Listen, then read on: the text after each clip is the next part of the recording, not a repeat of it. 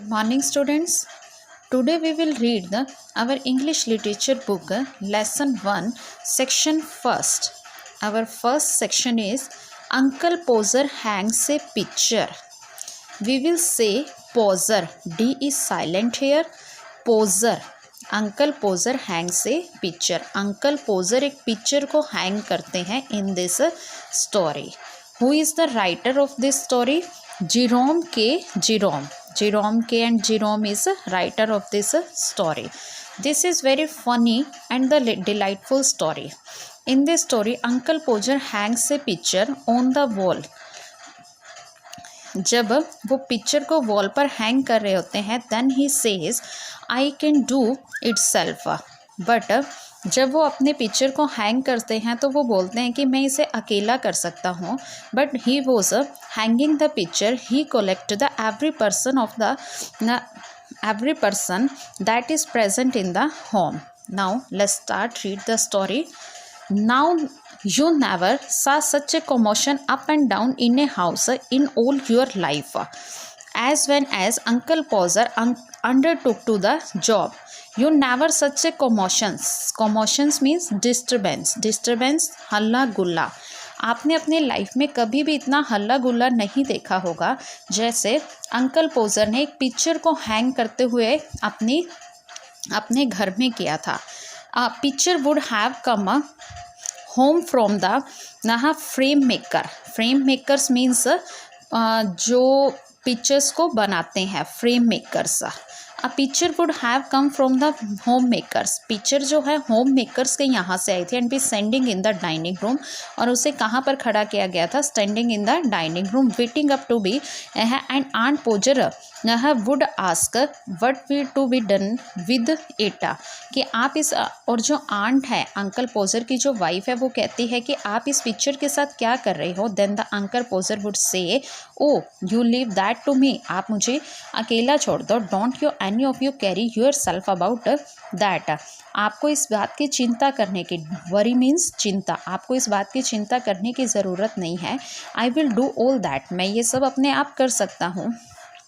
And then he would take off his coat. Take off means उतारना. Then he would take off his coat. जब uncle पोजर कहते हैं कि मैं ये काम अपने आप कर सकता हूँ then वे एक करेज के साथ खड़े होते हैं और अपने कोट को उतार देते हैं. and begin to start work. और अपने वर्क को स्टार्ट करना शुरू कर देते हैं. He would send the girl out of the 6 penny worth of the nails. वहाँ पर एक लड़की होती है उसे वो भेजते हैं तो bring the 6 penny worth of the nails. 6 penny worth of the nails means यानी कील्स.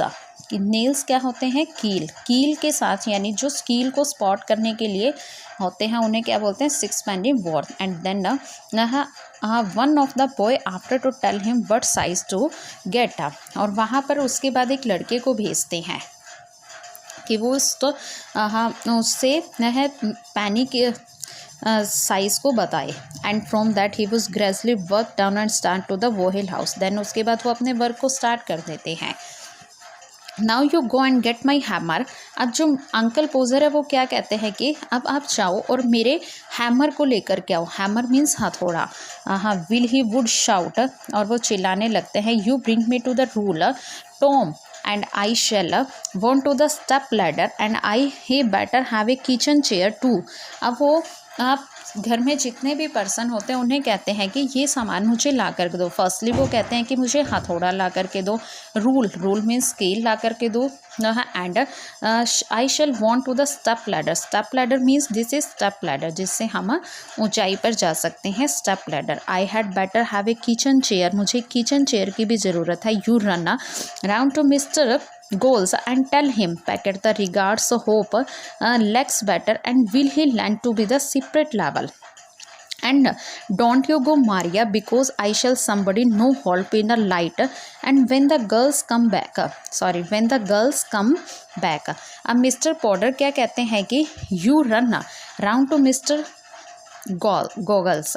आप मिस्टर गॉगल के पास और टेल हिम मुझे और उन्हें कहो कि PACS kind regards the hopes his legs better. And जब वो कहते हैं कि है। जब आप स्टेप लेडर लेने जाओगे तो आप उसे बोलना कि उसकी जो लेग्स होगी स्टेप लेडर्स की वो बेटर होनी चाहिए, will be land him to the separate level, और हम उसे उधार ले लेंगे। Then don't go Maria because I shall somebody to be hold to be light and when the girls come back she must to go again a bit of the picture cord and Tom she must go again of a bit of picture cord. Picture cord means a strong thick piece of string use to be hanging picture, एक ऐसी thing जो picture को strongly tight करती है wall के साथ, that is picture cord. And Tom where is Tom, Tom you come here. अब वो क्या करते हैं मिस्टर पॉटर, जब पिक्चर को हैंग करने लगते हैं तो वो टॉम को बुलाते हैं कि आप मेरे साथ रहो। फर्स्टली उन्होंने क्या कहा था, आई कैन डू लॉनली, मैं इसे अकेला कर सकता हूँ, but when he was hanging the picture, जब वो पिक्चर को हैंग कर रहे होते हैं तब वो सभी को बुला लेते। Then he would lift up the picture and drop it, it would come out of the frame. He would try to save the glass, जब वो पिक्चर को हैंग करने लगते हैं तो वो ग्लास को सेव करने की कोशिश करते हैं, cut himself. Then he would spring round the room, और उसे रूम में लगाने की कोशिश करते हैं, लुकिंग विद हैंडकरचीफ, और उसके बाद वे अपने हैंडकरचीफ को देखने लगते हैं।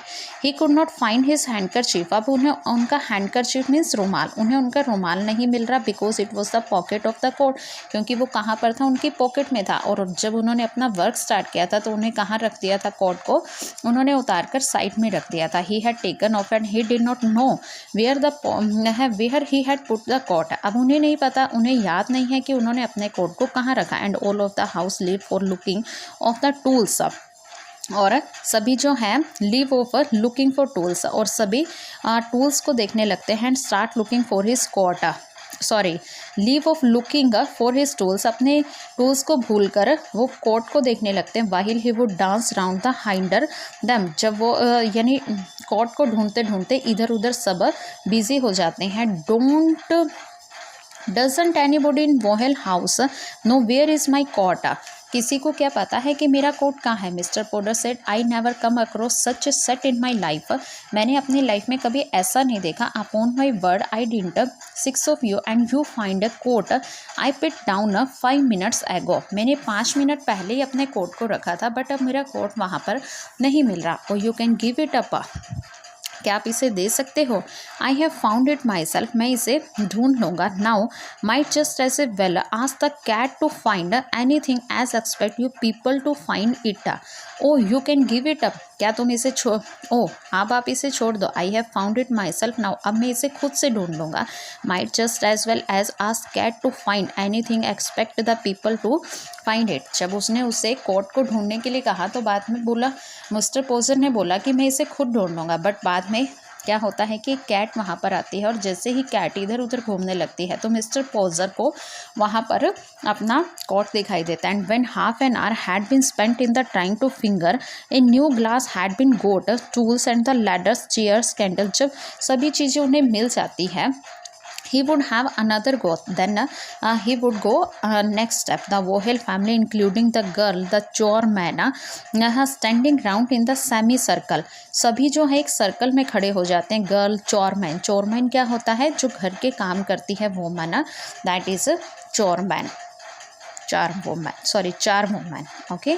Standing round in the semi circle ready to help, और वो सभी एक सर्कल में खड़े हो जाते हैं उनकी हेल्प करने के लिए। 2 people would have to hold the chair, 2 person क्या करते हैं, चेयर को होल्ड करते हैं। 3rd would have to upon it, और तीसरा पर्सन उसे हेल्प करता है कि कोई सामान कि अगर उसे जरूरत हो, hold him the there. 4th would hand him a nail and 5th would pass him to the hammer, यानी जितने भी पर्सन होते हैं अगेन उसे जितने भी सामान की नीड होती है वो सब उसे पकड़ाते। Then he would say in the answer tone, तब एकदम से he would say in the answer tone, answer tone means चिल्लाने लगता है, एक जैसे चोट लग जाती है जब किसी को, हम उसे जिस आवाज़ में हम चिल्लाते हैं that is answer tone, okay. Now the nails gone, हम नेल्स गिर जाता है, जैसे ही वो he would all have to go down our knees and grope, और सभी एक घुटनों के बल गिर जाते हैं। While he would stand on the chair and the grunt he want to know he was to be kept there all the evening. जैसे ही वो चेयर से वाहिल he would stand up on the chair, जैसे ही वो chair पर दोबारा से खड़ा होता है, and want to know he was to be kept there all the evening, और उसे पता है कि वहाँ पर खड़े, यानी अगर वो वहीं पर खड़े होकर ऐसे काम करने लगा तो उसे पूरी इवनिंग हो जाएगी अगर सभी उसके साथ रहेंगे। The nail would be found at last, और सभी जब वो नेल गुम हो जाता है तो उसे नेल को ढूंढने लगते हैं, but by that time he would have lost the hammer. जब नेल गुम हो जाता है, लॉस्ट हो जाता है, तब उसके बाद नेल मिल जाता है, तब उसके बाद हैमर जो है लॉस्ट हो जाता है। Okay, where is the hammer? Now the mister Podger says where is hammer, मेरा हैमर कहाँ है? Why I don't the hammer, मुझे नहीं पता। तब इस तरह से वो हैमर को ढूंढने में व्यस्त हो जाते हैं, बिजी हो जाते हैं। He would find the hammer, जब उसे हैमर मिल जाता है, then he would have lost the sight of the mark he had made on the wall. जब उसे हैमर मिल जाता है, क्योंकि वो जब हैमर को ढूंढने के लिए नीचे उतरता है तो उसने अपनी चेयर पर खड़े होकर जहाँ पर उसे पिक्चर हैंग करनी थी वहाँ पर उसने एक मार्क लगाया था, जब वो नीचे उतरा तो अब हैमर मिल गया। जब वो दोबारा से हैंग करने के लिए पिक्चर को वहाँ पड़ा, he had lost that mark, अब उसने उस मार्क को यानी उसका जो मार्क है वो गुम हो गया है। And he discover the different place he would call of us a fool. जब ये सब चीज़ें उसके साथ घटित होने लगती है तो वो क्या कहता है कि आप सब जो हैं फूल हैं, मूर्ख हैं। One after another and tell us go down, he would take off the ruler and a measure, find it the wanted 31 and the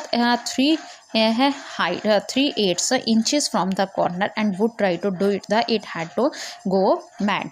जब वो दोबारा से उसका जो मार्क है जो लॉस्ट हो जाता है तो वो दोबारा से अपने स्केल को लेता है, रूल को लेता है और उसके दोबारा से मेजरमेंट करता है जहाँ पर उसे पिक्चर को हैंग करना है। दोबारा से मेजरमेंट करने के बाद वो कॉर्नर पर अकॉर्डिंग टू द इंचेस वहाँ पर मार्क लगाता है।